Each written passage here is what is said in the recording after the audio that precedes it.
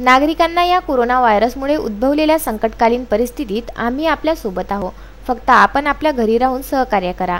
शासनाने दिलेल्या दिशानिर्देशनाचे पालन करा अशा विनंतीसोबतच सावनेर पोलीस प्रशासनाने आपल्या अधिकारी कर्मचाऱ्यांसोबत नागरिकांच्या मुख्य मार्गाने पथसंचलन केलं। आपल्या शक्तीचं प्रदर्शन करीत असताना ठिकठिकाणी त्यांच्यावर फुलांचा वर्षाव करून त्यांचं उत्साहवर्धन करण्यात आलं। भाजीपाला, किराणा, दूध, दही सोबतच जुन्या दवाखान्याच्या चिठ्ठ्या, औषधीचे खाली रेपर, बँक व्यवहार सोबतच याना त्या कारणाने विनाकारण रस्त्यावर गर्दी करणाऱ्यांची गर्दी थांबविण्याकरिता गांधी चौक येथे दररोज नाकेबंदी करून तेथील आवश्यक कामाकरिता निघणाऱ्या नागरिकांना वगळता रस्त्यावर नाहक गर्दी करणारा युवक वर्ग तसेच इतरांशी थोडी सक्ती करण्यात येत आहे।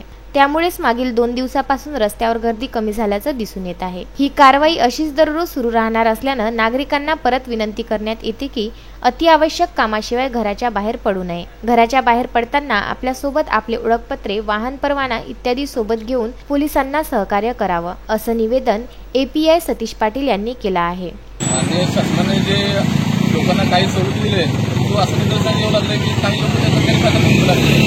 लोकांना आम्ही वारंवार समजावून सांगितलं विषाणूबद्दल सध्याची परिस्थिती आहे, परिस्थिती किती भयानक आहे लोकांना समजावून सांगितलं। पण तरीसुद्धा काही लोक मुद्दाम कारण सांगतो, स्पेशली मेडिकलचं कारण सांगतो, डॉक्टरचं जायचं आहे, बँकेचं आहे, आपल्याला बाहेर काढतात। त्याच्या आम्ही पडताळणी करतो। त्या पडताळणीमध्ये जे लोक असं वाटतं की जे लोक मुद्दाम खोटं सांगून बाहेर पडतात त्यांच्यावर आम्ही काहीतरी कारवाई करतो। म्हणजे आता हे समजायचं की बाबा पोलीस आता थोडी सक्ती करायला सुरुवात करणं कायदेशीर मार्गाने आम्हाला त्याची सक्ती करावी लागत आहे। विदर्भ न्यूज करिता सावनेर येथून पियुष झिंजवाडिया।